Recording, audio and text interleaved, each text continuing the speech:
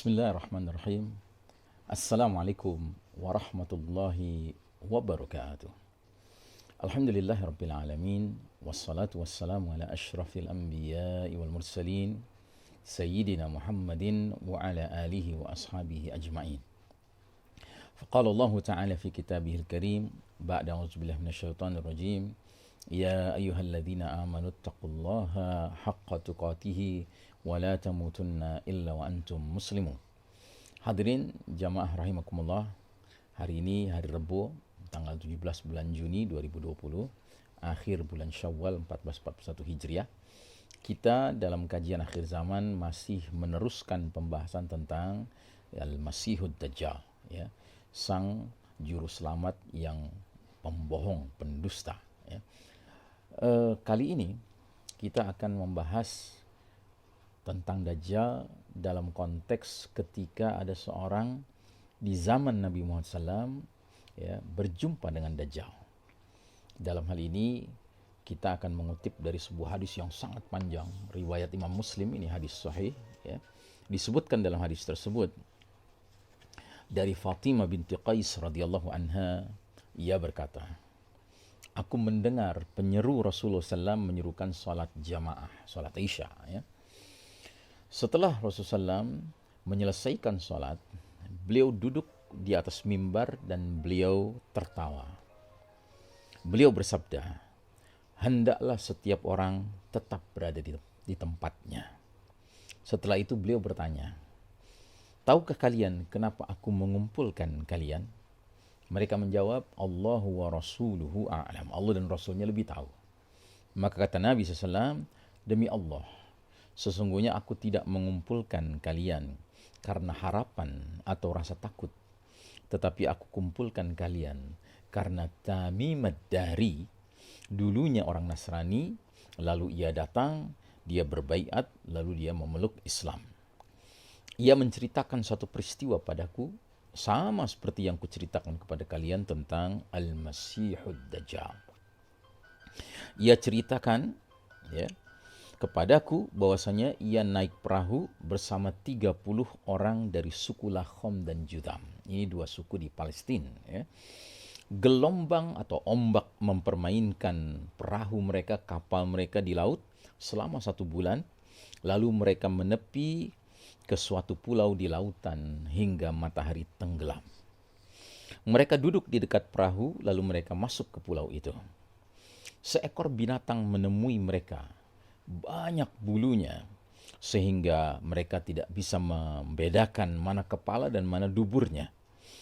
Mereka bertanya, ya, celaka kamu, apa kamu ini? Dia menjawab, ana al-jasasah. Aku adalah al-jasasah. Mereka bertanya, apa itu al-jasasah?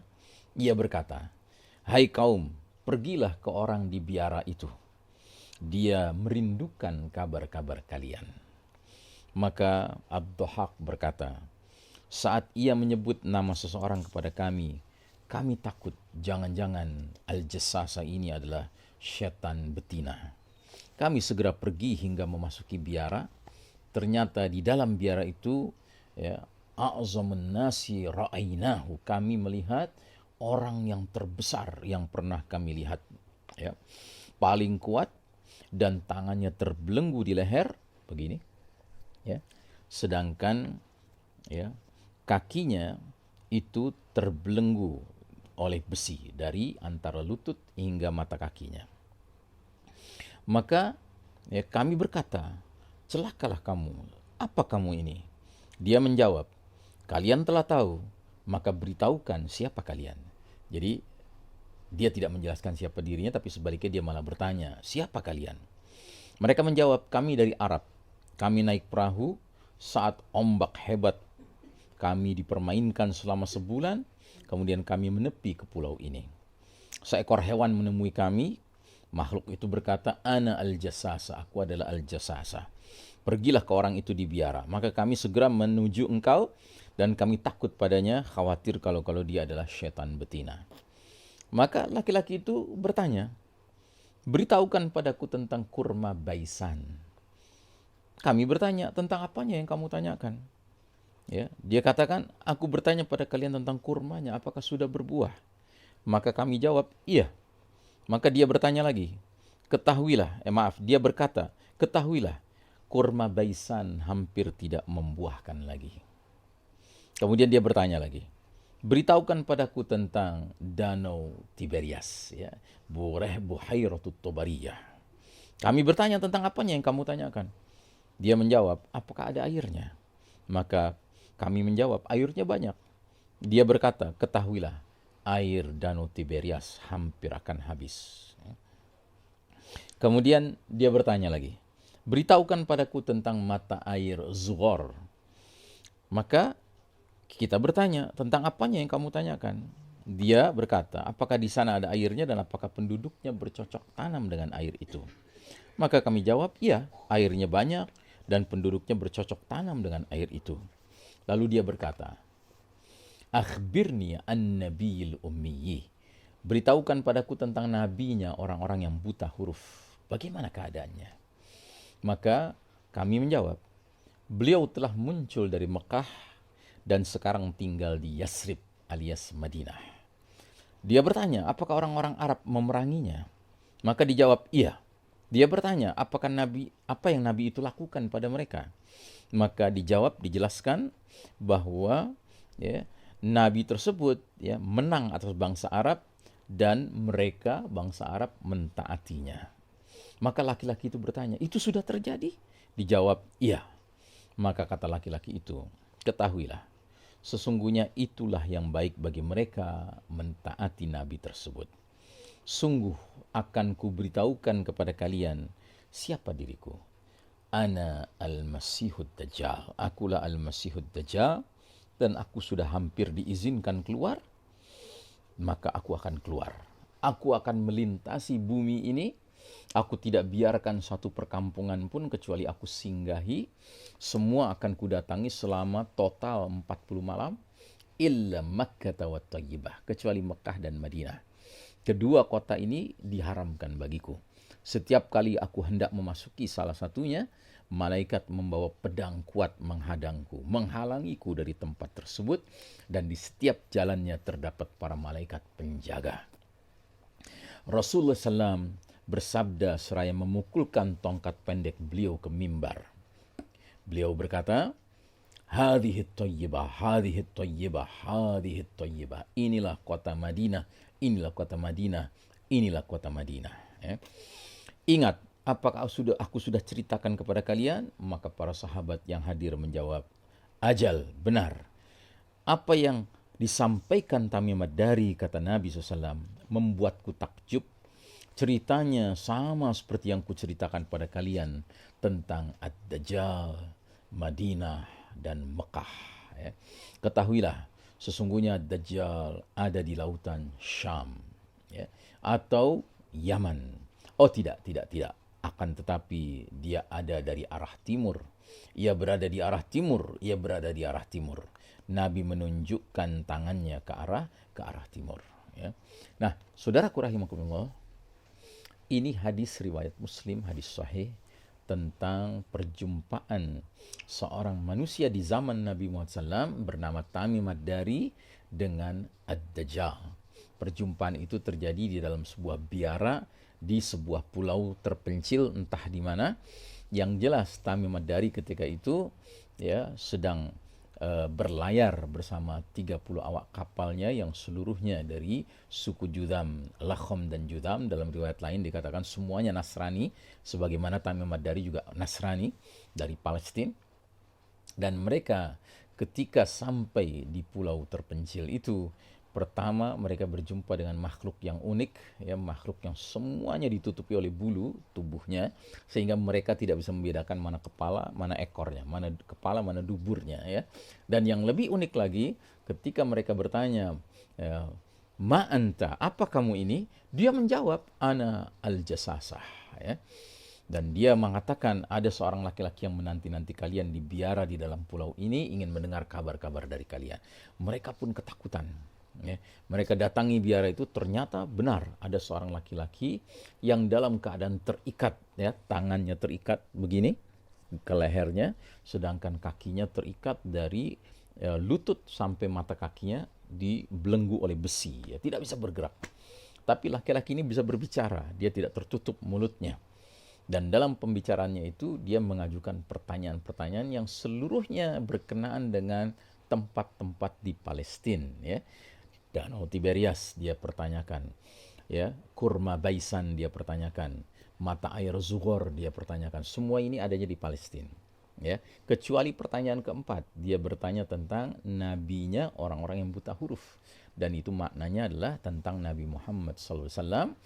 Dan ingat, Tamim Ad-Dari ini bukan Muslim, tetapi dia Arab, ya. Karena dia Arab, dia pun sudah mendengar kabar tentang hadirnya Nabi di semenanjung Arab, yaitu Nabi Muhammad SAW, hingga dia jelaskan bahwa Nabi itu ada di Mekah, tapi sekarang sudah tinggal di Yasrib, sudah pindah. Artinya ketika terjadi interaksi antara Tamim Ad-Dari dengan Dajjal, Nabi telah hijrah dari Mekah ke Madinah, ya. Dan uniknya, selesai dia meninggalkan, ya, pulau tersebut bersama awak kapalnya, yang pertama kali dia kerjakan adalah dia pergi ke Madinah, menjumpai Nabi Muhammad SAW, menceritakan semua yang dia alami, yang dia saksikan, dan Nabi membenarkan kalau Tamim Ad-Dari telah berjumpa dengan Dajjal. Dan kemudian Tamim Ad-Dari langsung beriman, mengikrarkan 2 kalimat syahadat. Itu yang dikatakan oleh Nabi di awal tadi, bahwa Tamim Ad-Dari telah datang kepadaku, berbaiat dan memeluk agama Allah al-Islam ini. Masya Allah Ta'ala. Dan ternyata Nabi Muhammad SAW tidak mengingkari bahwasanya Tamim Ad-Dari telah berjumpa dengan Dajjal. Nah, jadi saudaraku rahimakumullah, Dajjal kemudian menyatakan bahwasanya dirinya sebentar lagi akan keluar, ya, dan dia akan memasuki semua perkampungan nantinya, ya, dia akan lintasi seluruh permukaan bumi ini, ya, dia masuk ke seluruh perkampungan dengan total durasi 40 malam, ya, dan semua akan dia masuki illa Makkah wa Thayyibah, kecuali Mekah dan Madinah. 2 kota suci ini tidak bisa dimasuki oleh Dajjal karena dijaga oleh barisan para malaikat yang siap menghunuskan pedang mereka bila mana Dajjal mendekat, ya. Artinya dilindungi oleh Allah Ta'ala 2 kota suci ini dari kehadiran Dajjal. Dajjal tidak bisa memasuki Mekah dan Madinah. Karenanya di antara cara untuk menyelamatkan diri dari fitnah Dajjal disebutkan oleh Nabi SAW bahwasanya orang beriman ingin selamat dari fitnah Dajjal di masa Dajjal sudah keluar adalah dengan menetap tinggal di Mekah atau di Madinah, ya.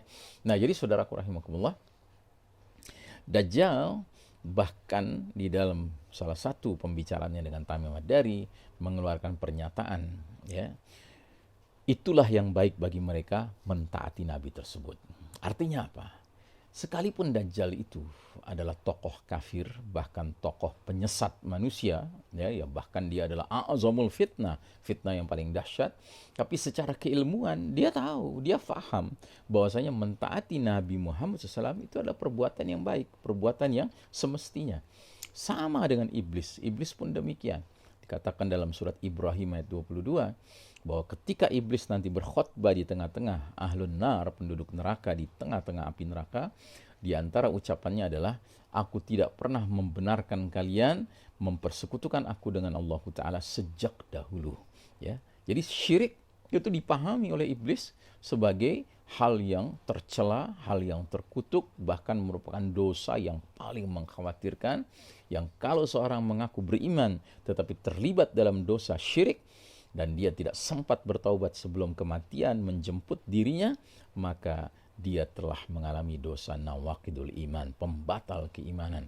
Dan itu adalah seburuk-buruknya dosa yang menyebabkan seseorang yang asalnya tadinya beriman menjadi kafir, dan karenanya kekafiran itu dia bawa mati, dia tidak akan pernah selamat di akhirat kelak nanti karena dia telah membatalkan keimanannya karena terlibat dalam dosa yang bahkan iblis pun tahu bahwa itu dosa, tidak pernah dia setujui, tidak pernah dia restui, tetapi dia justru mengajak manusia ke arah sana. Begitu juga dengan Dajjal. Saudaraku rahimakumullah, Allahumma inna na'udzubika min adzabi jahannam wa min adzabil qabri wa min fitnatil mahya wal mamati wa min syarri fitnatil masih dajjal. Wassallallahu ala nabiyyina Muhammadin wa ala alihi wa ashabihi ajma'in. Wassalamualaikum warahmatullahi wabarakatuh.